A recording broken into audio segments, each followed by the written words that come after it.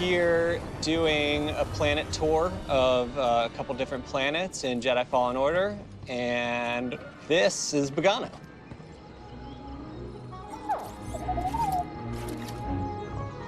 Hey, BD1. I'm Cal. Here on Bogano, I've mostly been working on scripting through like a lot of the moments between Cal and BD1 to showcase the relationship and show how they get to know each other a little bit. Hold on. You know the Jedi? Hold on. Everything we're doing with BD1 and Cal's relationship here isn't just about writing the script for it. It's about like how we represent it in the world. Part of that comes in through our cinematics, but we try to like think about it, you know, from an in-game perspective instead of just like looking at it on a piece of paper.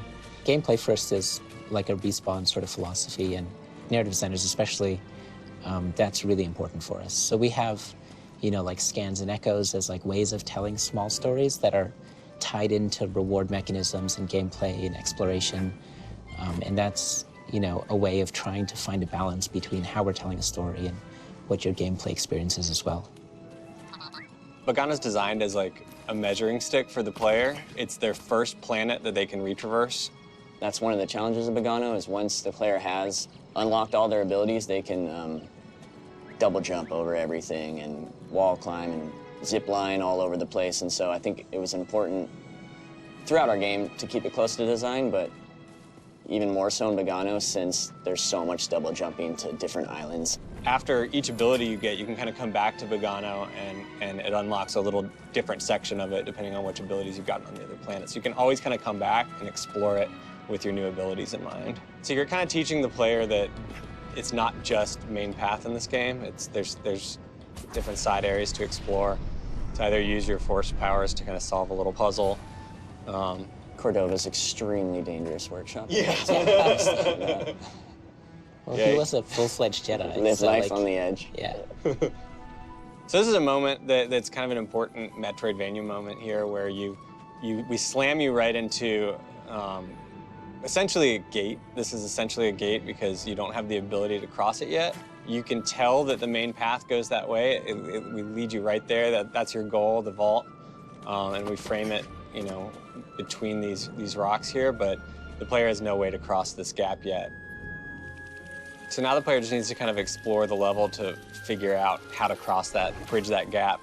In Bogano, in our initial concept, we kind of had these onioning shapes of rock and striations of kind of like red clay, because the wall runs that we're about to introduce the player to, the kind of the language along the wall runs is we try to do smaller striations on where you can wall run. So right off the bat, with your new wall run ability, we've got kind of different secrets and things to explore and find, but we try to funnel you back to this moment where now you can cross the gap that blocked you before. Players have had a hard time finding that, and it's just something that when you model it and when Jeff designs it, you're like, oh yeah, that makes a lot of sense. The player will use that wall run to get back, but you watch players just get lost and walk right by it. So it's stuff you don't think about first pass, and then you watch a few play tests and you start to realize that we need to do more to help the player. All right, so here we've got the option at this point in the game to choose to go to either Zepho or Dathomir. Here you see we've centered it in Bogano, and we've got these kind of two options where the player can freely choose to go either to Zepho and kind of continue the main path, or deviate a little bit and go to Dathomir. And the UI team, you can even see like what went into this. Like, they're almost equal choices, but Zepho's slightly closer to the cursor. Like, this is intentional. Like, this sort of thing, you know, there's a lot of thought that goes into this. It's a literal fork in the road. Literal fork in the road, exactly. Yeah. So which do you guys want to choose?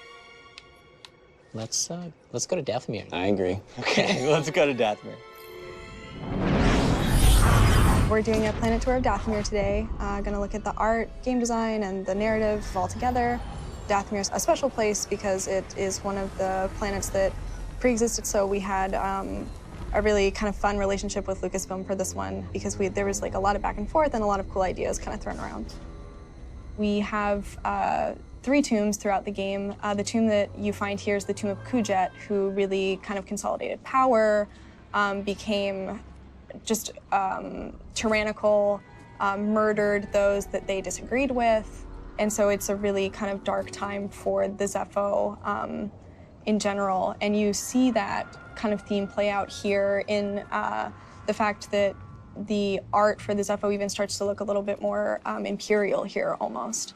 So when I initially blocked this out, I kind of had a general idea of what things we wanted the player to be able to obtain, but the architecture and stuff, at that time, we didn't have a lot of concepts. So luckily, Jean came aboard, and he was able to conceptualize this area, actually all the spaces in 3D based on my block out. And so his concepts actually inspired me to change some of my layout, just because it felt more believable. It felt like a place when I saw his concept. This whole right side didn't look anything like this. It wasn't until Jean did a 3D concept where he had this very tiered kind of look, and I was like, oh, that looks really cool for gameplay and visually more interesting. And Jean kind of talked about how he came up with that. One of my main inspirations was Petra, like in Jordan. They built an entire civilization in this kind of remote part of the desert. It's an abandoned place, but people are living here. They're repurposing it completely differently. That's the Knight Brothers. And so you have this kind of like layering in the environment, storytelling that I thought was kind of, it's kind of interesting to try to communicate to the player. Dathomir was a matriarchy. So the Knight Brothers were ruled over by the Knight Sisters, who were, of course, slaughtered. There was a genocide committed against them, basically, by General Grievous during the Clone Wars. We played around with a number of Knight Brothers, and we actually had to work with cinematic team, because I think in cinematic they had like 4 or 5 of them pop out, and we realized that these guys are pretty hard. So we managed to get it down to 2.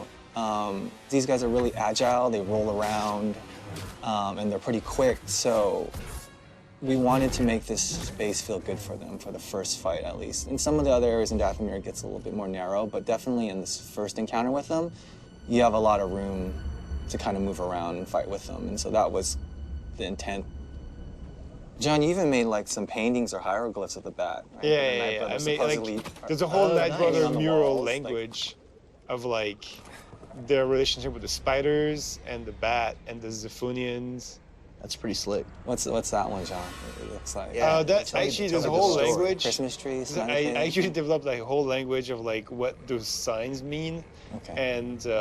And yeah, that's supposed to be, don't cross. Don't cross this place. This is basically Knight Brother territory. Okay. Yeah. If you look up, actually, there's like some of those statues. That's a good example of like Knight Brothers using whatever parts, scavenging whatever parts of things they can find on the planet, even like some Zepho statue parts, and making their own art with it. That's how they survive. When you come into this cave, it's probably the biggest drop-off you do in the game to really make it feel like you're dropping down into somewhere very deep. And it's kind of a one-way too, like at a certain point you can't get back out. I think it changes the mood too. It's like, okay, something's probably gonna happen here. So this is basically what I've been doing the last quite a few months, basically since I got here, is doing this Bat boss. He's been quite the challenge. He's one of the unique characters in the game, so he actually responds to different body part hits. So like, I think he's the only guy in the game that currently does that. These markers are meant to kind of show his weak spots as the kind of hope. Kind of seeing for playtest, it looked like he needed a little bit more indication as to that. He's like a glass cannon, right? Like you get hurt pretty bad if you get hit, but I've given the player a lot of tools to be able to kind of get back into the fight with the bat. The environment art's not finished, basically to convey like more that there's a relationship between the bat and the Knight Brothers. Like they're afraid of the bat, but they also kind of like worship it or like respect it. Yeah, he's like the alpha of the planet, I guess, right? Yeah, kind of. And has that creature of the Black Lagoon. Yeah, his face is pretty gnarly. Now he has eyes, I feel guilty, like stabbing him and stuff. Now I'm like, oh, man. Like, I was fine when it was just like a box. I know, now. And now I'm like, oh, dude, we're bros, though. We've been through so much together, but I have to defeat you.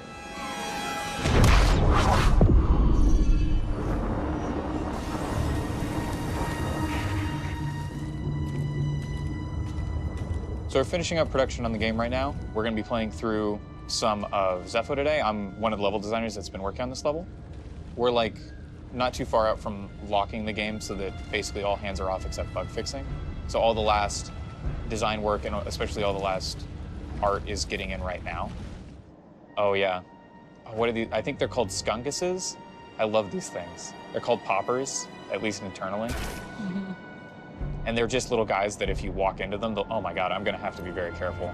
I'm not walking into any more of them. I don't have enough health for that. But the skunkuses are little environmental obstacles that the player needs to avoid walking into, which can make normal platforming challenges more interesting.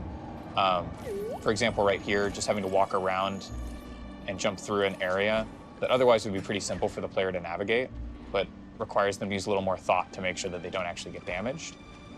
And here, going down this slide, having to make sure to avoid them while sliding down. When we get the level from level artists, we generally already have some placeholders for where the enemy gonna be. The ones on the slide and the ones on the jump, they've been there for so long. A couple weeks ago, the art finally went in for the actual skungus, so it was nice to finally see them after three years. The old design version of them was just like a little sphere with two little, eyes. Two eyeballs that were just white and black, big eyeballs. They were hilarious. A lot of the rooms have like the wind-blown patterns all over the walls, just to kind of show the wind that has been happening in here for who knows how long. But this helps like tie all the architecture together and give like a unique look.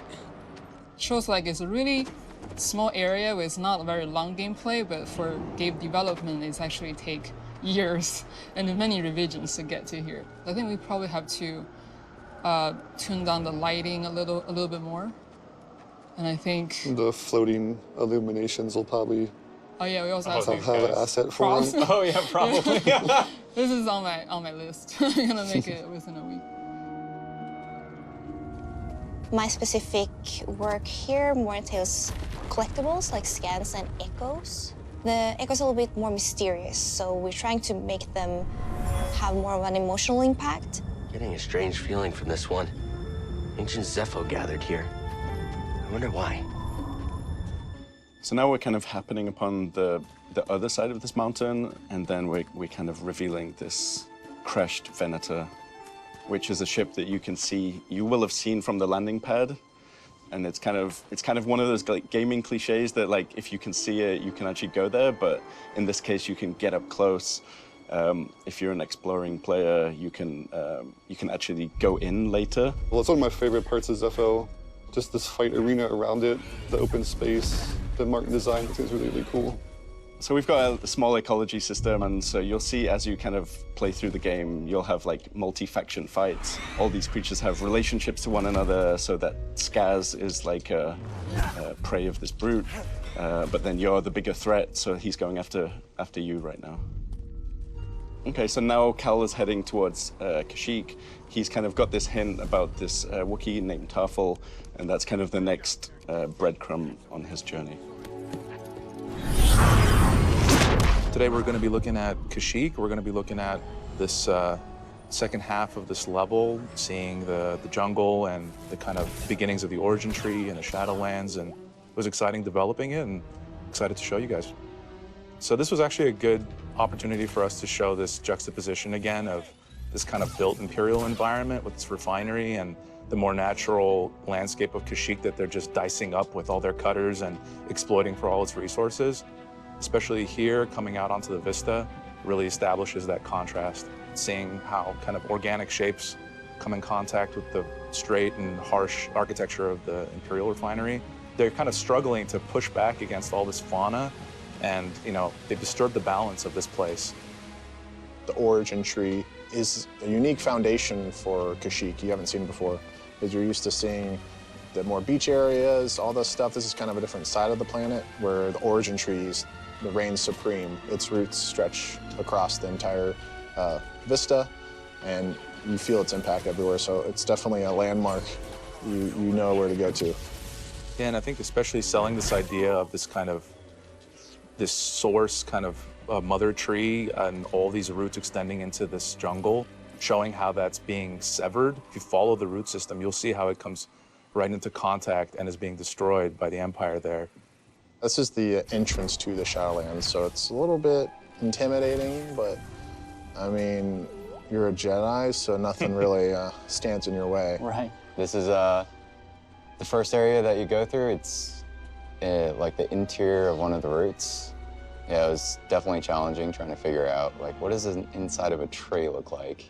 Mainly looked and referenced, like, sandstone cliffs. A little bit of kind of the inside of bones, too. Yeah. The Night Sister has been hunting the player throughout Shadowlands, and as you reach the top of the Shadowlands routes, she chases the player down back to the front of the origin tree. So basically, you're sliding down sort of a mud canal through these Shadowlands routes with the TIE Reaper coming after you. I'll never forget when you first debuted this section to us, Bloss. A little bit terrified, but... I was scared. We were scared, yeah. It's a lot of environment that you're traversing through very quickly, but it's a fun puzzle to solve, and sometimes it can be a really exciting result, something that we weren't expecting either. I know it was scary to you guys, but you guys knocked it out of the park. Since we just got double jump, I wanted to have sort of a really fun wall run chain sequence. It's funny, the art that Ryan made for the wall run, he called it the Septemple wall run art. Yeah. That was a model name. It has to be one of our longest wall runs in our game, huh? Yeah, probably. Yeah. Yeah. We'll make that claim right here. Yeah, that's right. Double jump makes it a little bit more forgiving, right? Yeah, because previously we learned double jump right here.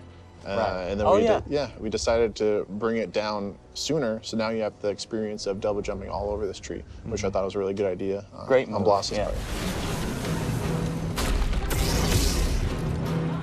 There's a back and forth with the player and a boss that you're trying to capture, like a one-on-one fight. Because a normal AI, their behavior is quite simplistic. They've only got a few mechanics that you need to learn. But with boss, you can't have that over a long fight. So with bosses, they have to evolve and change as the fight progresses to give the players more things to learn and more things to try to fight against. They need to have an answer for everything that the player can do, whereas many standard AIs just have a simple, I'm just going to go on the offense with what I know, rather than I'm going to respond to what the player is doing to me. So when making bosses, she has this whole array of combat moves, and I need to make sure that there's the small openings that the player can take advantage of. It's not too big or too small, but just enough just to test the player.